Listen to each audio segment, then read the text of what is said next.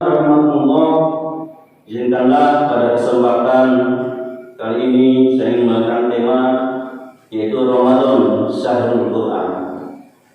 Jadi Ramadan yaitu bulannya Al-Quran.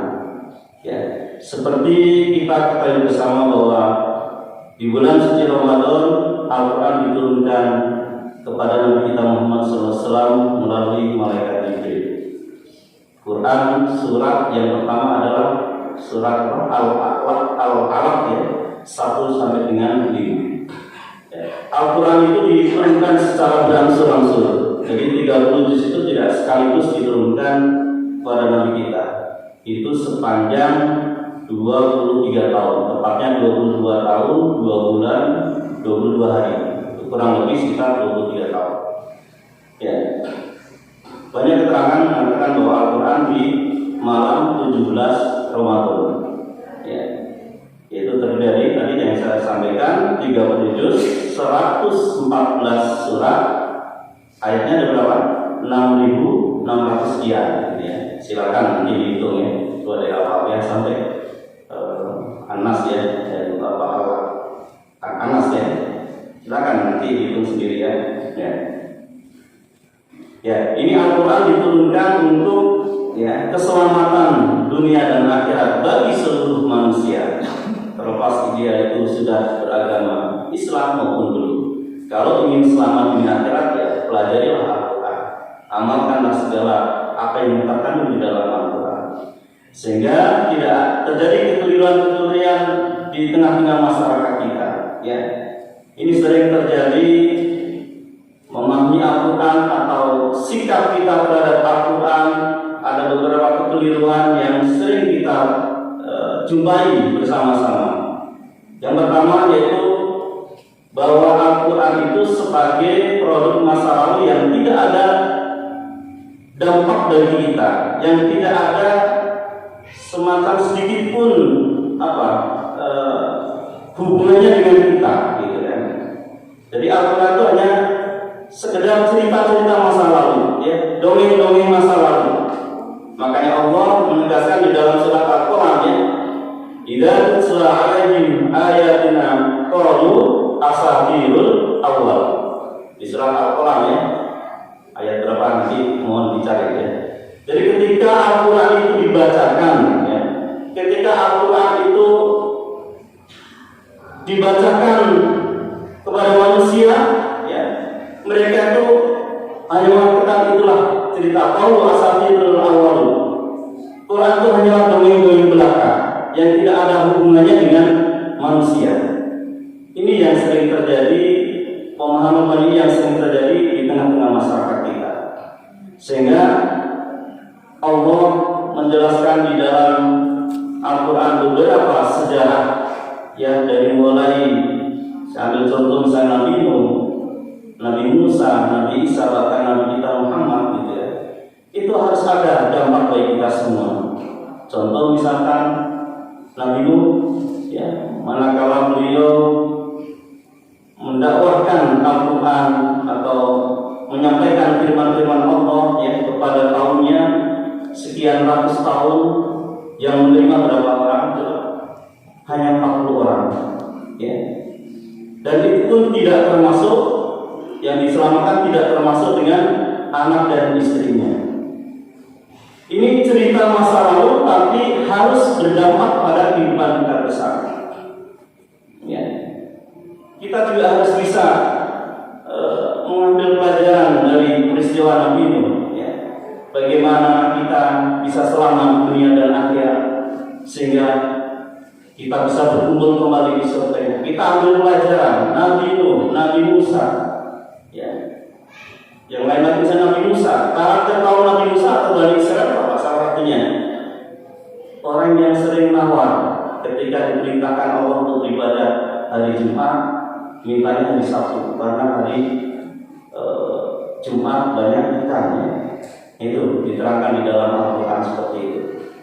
Mungkin bisa terjadi saat ini yang terjadi pada diri kita ketika ada khotib, ada penceramah yang menyampaikan nasihatnya ya. Kita banyak alasan, atau kita suruh saudara kita untuk katakan mencari ilmu ya. banyak alasan yang dikemukakan. Ini jangan sampai terjadi karakter-karakter Bani Israel ini daripada diri kita, bahkan mungkin keluarga kita. Susah untuk menyampaikan kebenaran pada orang-orang yang banyak mengelak atau banyak alasan, sering nawar gitu ya. Lantas kekeliruan yang kedua, yaitu Al-Quran hanya sekedar, bukan berarti tidak boleh, hanya sekedar sebagai bacaan seni, lagu atau lagam dilagamkan, seperti Qori dan Korea, bukan tidak boleh. Tapi alangkah baiknya ketika kita belajar Al-Quran, dari membacanya, dari menghafalkannya, dari mentadabburinya, dan bahkan dari sampai mengamalkannya dan sampai mengajarkan kembali kepada yang lain, kita harusnya ada runtutan seperti itu. Kita dituntut seperti itu supaya bukti kita beriman kepada Al-Quran, kita umum. Jadi bukan sekedar membaca saja, bukan sekedar menghafalkan saja, bukan sekedar mentadabburinya saja, bahkan bukan sekedar mengamalkan, bahkan sampai mengajarkan kepada yang lain. Makanya Allah sendiri dalam surat Yasin, yang sering baca Yasin mungkin hafal A'udzubillahi minasyaitonirrajim. Wa ma 'allamnahu syi'ra wa ma yanbaghi lahu in huwa illa dzikru wa qur'anun mubin. Allah berfirman, dan kami tidak mengajarkan syair kepadanya Muhammad, dan bersair itu tidak pantas baginya. Karena apa? Al-Quran itu tidak lain hanyalah pelajaran dan kitab yang jelas. Jadi ujungnya, poinnya yang harus diambil adalah bahwa Al-Quran ini adalah petunjuk yang jelas bagi kehidupan manusia semua. Ini dua kekeliruan yang harus kita luruskan, yang harus kita pahamkan kepada saudara kita semua, sehingga benar-benar kita mensikapi Al-Quran ini benar dengan sesuai dengan kehendak Allah Subhanahu wa Ta'ala. Langsung masuk kepada apa sih Al-Quran itu, Kita ada dua pengertian baik secara bahasa maupun secara istilah. Kalau Al-Quran secara bahasa berasal dari kata, kalau kata anak santri, qara'a yaqra'u Qur'anan. Qur'anan yaitu isi masdar yang artinya isi maf'ul. Ini kalau para santri tahu atau paham. Jadi sesuatu yang harus dibaca secara umum Lalu secara istilah, jadi Al-Quran itu sebagai kalam Allah atau firman Allah kepada Nabi Muhammad, dan diperuntukkan bagi manusia yang beriman dan bertakwa. Beriman dan bertakwa ini yang harus digarisbawahi. Karena apa? Isinya 100% benar. Semuanya adalah sumber kebenaran. Ini yang harus dipahami.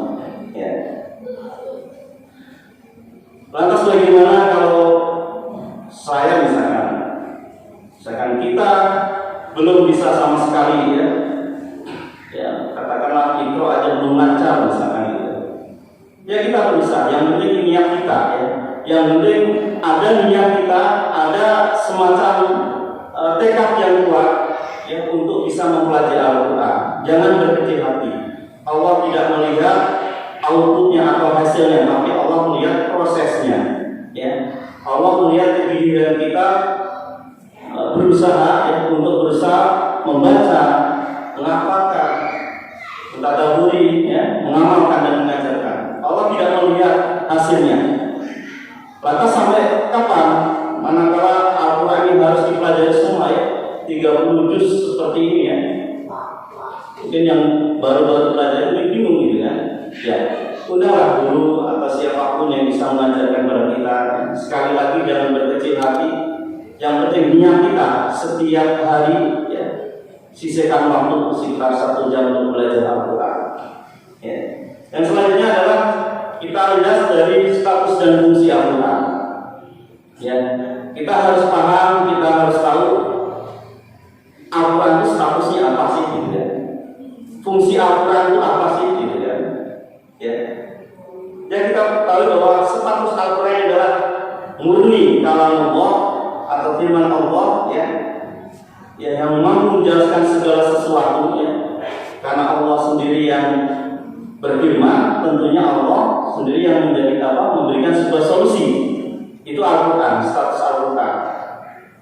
Sehingga bisa dipertanggungjawabkan, 100% bisa dipertanggungjawabkan untuk kehidupan manusia ya. Mustahil ketika Allah menciptakan manusia tanpa ada perangkat sistemnya kan gitu ya. Jika seorang insinyur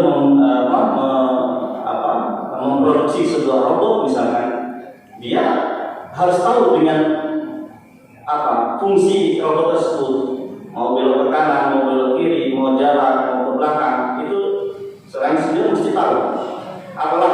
Apalagi ini Allah yang menciptakan manusia, tentunya komplit dengan sumber dengan perangkat sistemnya, yaitu Al-Quran. Sehingga Al-Quran itu mempunyai beberapa fungsi ya. Tadi yang disampaikan dalam mukadimah, Syahrul Ramadan alladzi unzila fihi al-Qur'an hudal linnas wa bayyinatin minal huda wal furqan. Jadi fungsi Al-Quran itu ada 3. Yang pertama adalah sebagai apa? Hudan. Hudan artinya apa? Bapak? Petunjuk ya. Yang dikatakan petunjuk harus apa? Mesti kita harus pelajari ya, dibuka gitu. Bagaimana supaya saya ini selamat dunia akhirat? Ada di dalam Al-Quran ya. Contoh misalkan di dalam surat Al-Fatihah ya. A'udzubillahi minasyaitonirrajim. Ihdinas shiratal mustaqim. Tunjukkanlah kami kepada jalan yang lurus. Apa itu jalan yang lurus? Shiratal ladzina an'amta 'alaihim, yaitu jalannya orang-orang yang telah Engkau beri nikmat. Pertanyaannya, siapa orang yang telah Engkau beri nikmat ya Allah? Gitu kan? Allah jelaskan di dalam surat An-Nisa ayat 69 ya. Wa may yuti'illahu wa rasul fa ulaika ma'al ladzina an'ama Allahu 'alaihim minan nabiyyin was-siddiqin was-syuhada was-sholihin. Ya, nanti dibuka ya di surat An-Nisa ayat 69. Supaya kita mendapatkan nikmat dari Allah ya, Allah tunjukkan, Allah jelaskan, Allah tunjukkan di dalam Al-Quran surat 4 ayat 9, yaitu para yang sudah pernah diberi nikmat siapa? Para nabi ya, para siddiqin, para sahabat Nabi ya, yang selalu membenarkan apa perkataan Nabi. Terus para syuhada, orang-orang yang mati syahid. Yang keempat adalah para sholihin, orang-orang yang soleh. Dari 4 kategori ini ya, minimal kita ada satu lah, yaitu menjadi orang-orang yang soleh. Apa itu orang-orang yang soleh? Pertanyaannya kan harus dikejar terus ya. Orang yang soleh adalah orang-orang yang ittiba pada Rasul, yaitu sesuai amal perbuatannya sesuai dengan Allah dan Rasulnya, Quran dan Sunnahnya. Ini jemaah rahimahullah. Itu yang pertama. Yang kedua, fungsi Al-Quran adalah sebagai wabayyinatin minal huda ya, sebagai petunjuk, sebagai penjelas dari petunjuk tersebut. Jadi Al-Quran ini sudah komplek hadirin. Jadi sudah begitu sempurnanya ya apa yang dijelaskan di dalam Al-Quran ini. Contoh misalkan tadi Imam membacakan surat Al-Haqqah ya. Di hari kiamat Al-Haqqah itu surat kiamat ya. Di situ dijelaskan nanti ada 2 golongan yang menerima catatan amal sebelah kanan, ada yang menerima catatan amal sebelah kiri ya. Di situ dijelaskan ya, fa amma man utiya kitabahu bi yaminihi fayaqulu ha umqra'u kitabiyah ya. Jadi nanti catatan amal kita atau buku catatan amal yang diberikan sebelah kanan itu nanti akan bicara, silakan ambil catatanku, silakan baca ya. Ya, silakan baca dan ada kabar gembira di situ ya. Dimasukkan ke dalam surga salah satunya ya. Diberikan buah-buahan yang mendekat gitu kan. Ini ya, jadi dijelaskan seperti itu Al-Quran. Terus sebaliknya orang-orang atau manusia yang mendapatkan catatan amal sebelah kiri, nanti juga akan kitab itu akan berbicara. Wa amma man utiya kitabahu bisimalihi fayaqulu ya fayaqulu ma wa amma man utiya kitabahu bisimalihi fayaqulu ya laitani lam uta kitabiyah. Si catatan atau buku amal perbuatan ini nanti berbicara. Kenapa yang cepat seperti ini ya dunia? Saya pikir dengan keberadaan saya, kekuasaan saya, kekayaan saya bisa lanjut hidup di dunia. Ya, adanya penyesalan yang terjadi ya pada saat orang yang menerima catatan amal ini. Ya, sehingga Allah ancam di situ, ya, dimasukkan ke dalam neraka jahanam ya, dibelit dengan 70 hasta ya, dibelit dengan rantai panjangnya 70 hasta di situ ya. Tidak diberi makan kecuali darah dan ya. Penyebabnya apa? Ya, di sini dijelaskan ya. Karena sudah jelas baik-baik dijelaskan karena mereka tidak beriman kepada Allah, karena mereka tidak memberikan makan kepada fakir miskin. Dan ini yang kedua fungsi daripada Al-Quran. Lantas yang ketiga, huda wa bayyinatin minal huda wal furqan. Furqan artinya apa? Ada yang tahu? Al-Furqan ya, ada yang namanya Al-Furqan. Mestinya tahu. Furqan apa? Pembeda. Jadi fungsi daripada Al-Quran yang ketiga adalah pembeda. Jadi maka kita sebagai orang beriman, kita sebagai orang yang menerima Al-Quran sebagai petunjuk hidup kita ini harus bisa membedakan mana perbuatan yang hak, mana perbuatan yang batil, mana perbuatan yang salah, mana perbuatan yang benar. Ini harus mampu ya.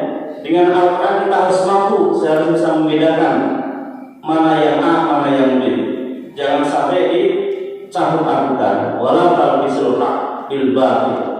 Ya, itu hadirin yang saya hormati, yang bisa saya sampaikan. Yang mudah-mudahan penjelasan tadi ada guna dan manfaatnya.